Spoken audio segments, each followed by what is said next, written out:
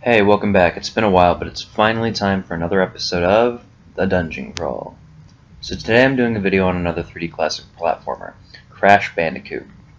I'm going to focus primarily on the characters, but boy are there a lot of them, so this list is going to be significantly cut down.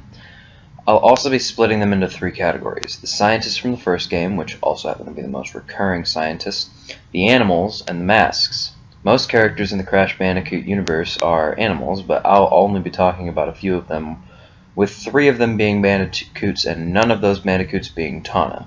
Alright? Alright. To begin, we'll start with the Sciency lads. Dr. Neo Cortex is the middle name of Periwinkle, which makes his initials out to be NPC.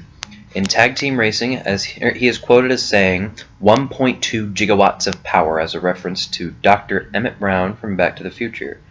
Finally, he was in the Vietnam War in the Da Nang Air Base, making him 37 years old during the Naughty Dog trilogy.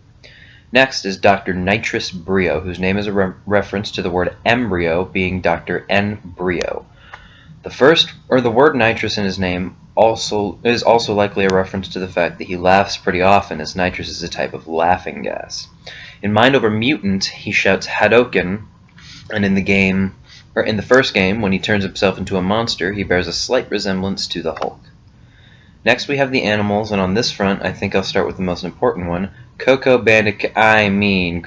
Bandicoot. You know, the one that the game is named after.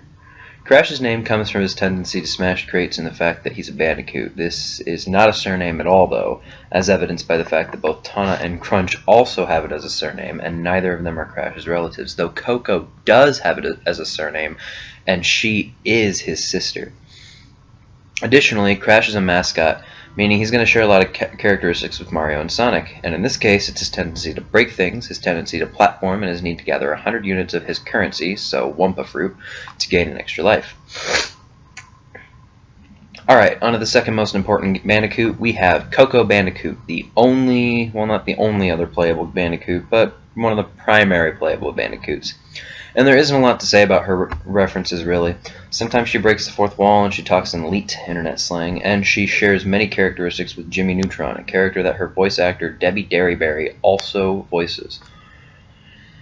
Next is Crunch Bandicoot, but he's also in the same boat as Coco, really, because all he has going for him is that after Tag Team Racing, he makes references to Mr. T in the form of catchphrases and impressions, possibly to amuse kids who he wishes to become a role model for. Next, we have one of Crash's most recurring enemies that is not Cortex, and his name does not fit what he looks like. That's right, I am talking about Tiny the Tiger, the massive, massive, massive person named Tiny, who is based on a Tasmanian tiger and is the only character who's based on an endangered species. I guess you could say Tiny could be considered the last Tasmanian tiger. It's kind of a grim thought. Finally, I'm going to do all these at the same time, the masks. First is Aku Aku. He's the main mask of the series, and his name may come from the Easter Islands expression Aku Aku, meaning spiritual guide, but means evil evil in Japanese. The former fits quite well for what he does in the franchise. The latter does not, and is incredibly ironic. Next is his younger twin brother.